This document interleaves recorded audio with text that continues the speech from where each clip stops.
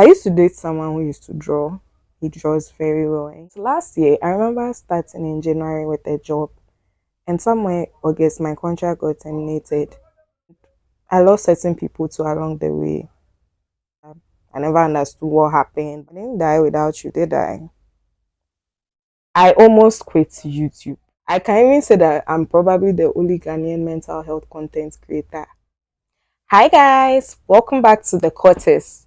Wow, 2025 went by really fast. It's like the older you get, time seems to move faster. Because I remember when I was in class one in Sakumono School Complex, I felt like I was in class one for like 50 years before I moved to class two. But by the time I was in uni, from level 100 to, did I say 500, time went really fast. And so I'm just like shocked that it went by so fast, but I'm also grateful for a new year because it gives us a chance to, have new beginnings. And so thank you for sticking and staying with me in 2025.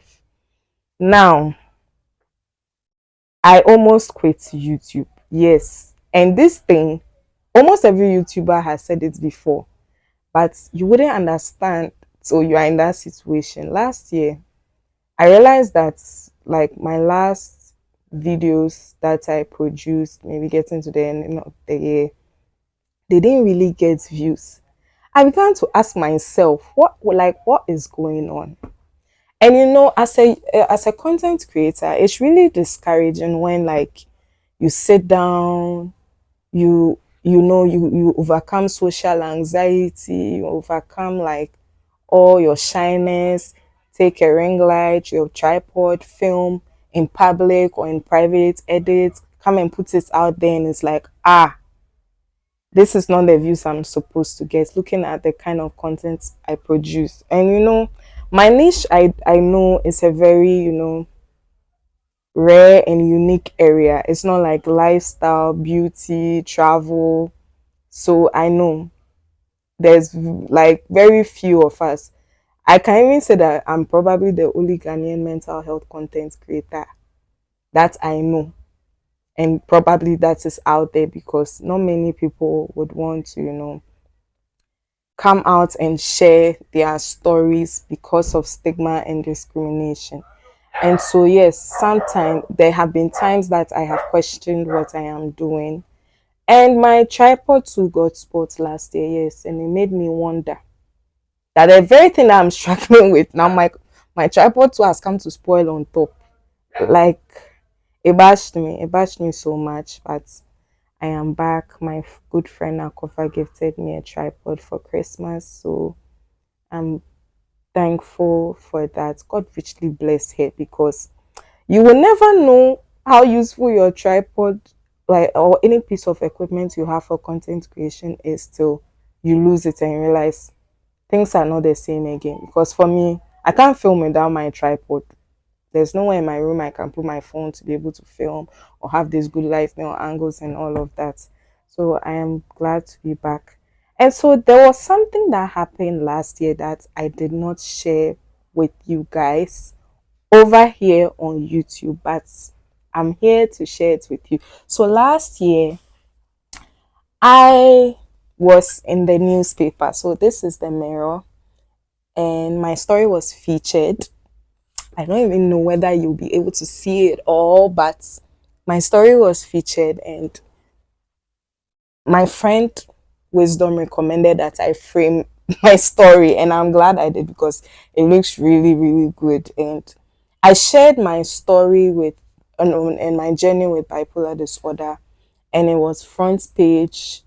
It was released on August 2nd, and I'm grateful that the journalist I shared my story with captured my story so well that, like, I think my whole career as a mental health advocate, I feel like my story was well captured in print in this newspaper because she captured my story from my childhood, adulthood, my journey. So like when you read a newspaper, it's like me myself, when I read it, I know I shared my story with her, but I was really, really like impressed that she got it so well. And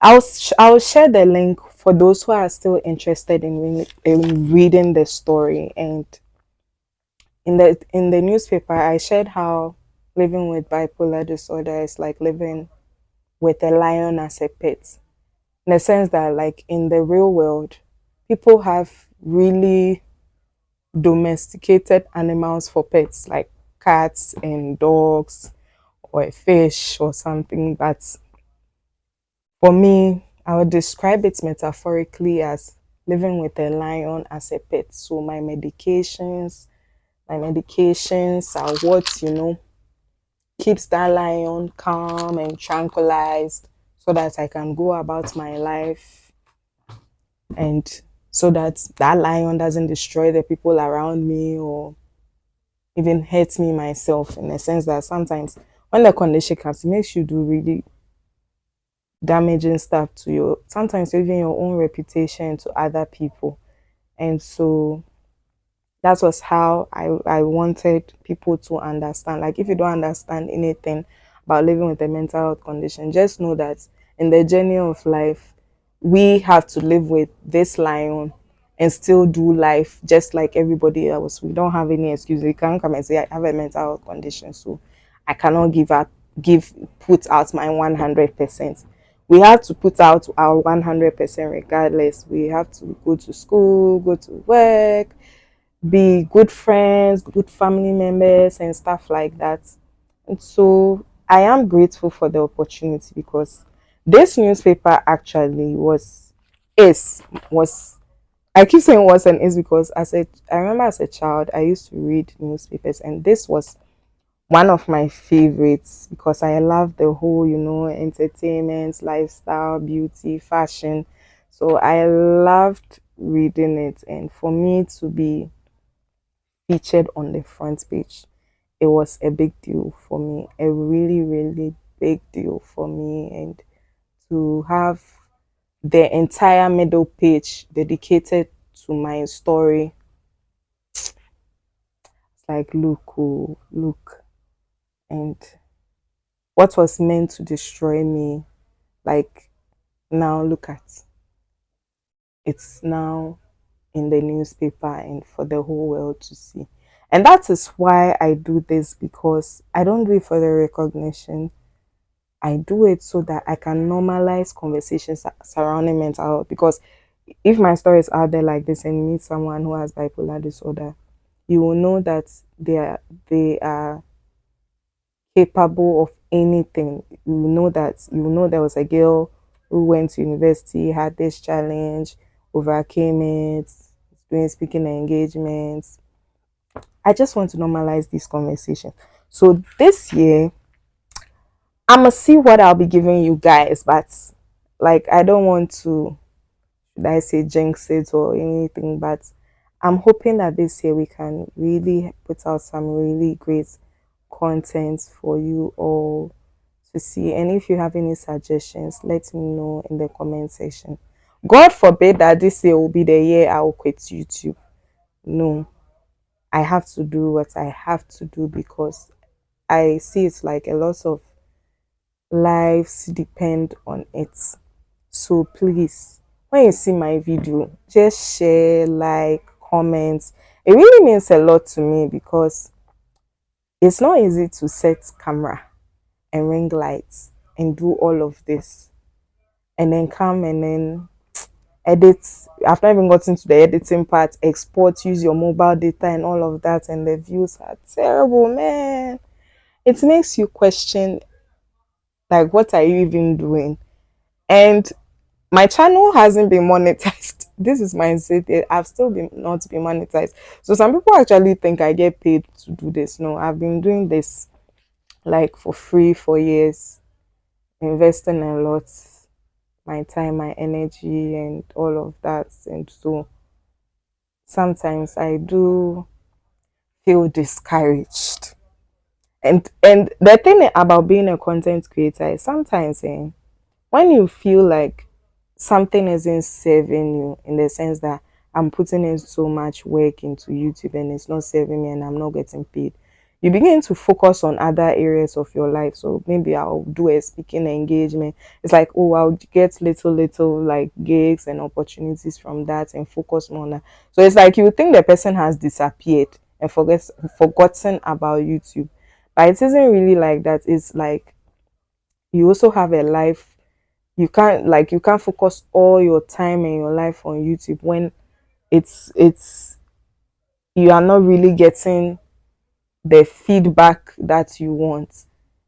And sometimes you just need to take a break, like go and re-strategize, go and do something else, re-strategize, come back and focus. It's like drawing.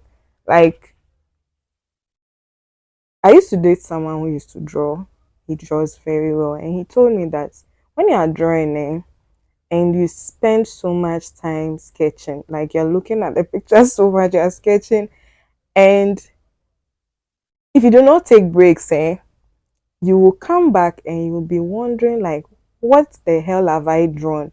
Because you have focused so much on a picture that you not take a break so that you can come back with a, like, refresh, renewed energy to look at it with a good, like, visual lens and see, okay, no, I was drawing outside this box. And so sometimes when things happen, it's like, let me take a break, go and focus on other areas of my life and come back to YouTube. So yes, I'm grateful that at least when I was in that relationship, I learned a thing or two.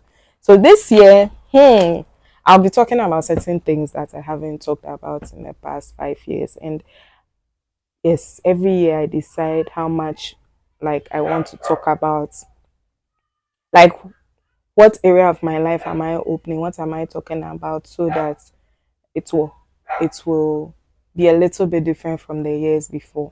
So it's like, how much of myself do I want to open up to the public? Because yes, the internet never forgets. And also, um the thing about being doing working in a niche that I work, like mental health, it requires a lot of vulnerability. It requires opening up yourself to things that other people don't want to talk about, other people are embarrassed of, and you have to come and talk about it so that it can save someone else. So yeah, so I will try my best this year. We're gonna be talking about some things, having some difficult conversations and all of that. So I thank you and I wish you a happy new year. May this year be your best and your brightest. And I wish that you would prioritize your mental health more this year. And it doesn't matter what you lost in 2025, the people, the status, the things. I can assure you that you will rise. You will recover, you will heal, and you will even wonder where the emotional scars are. Because last year, I remember starting in January with a job, and somewhere August, my contract got terminated. And I've been fine.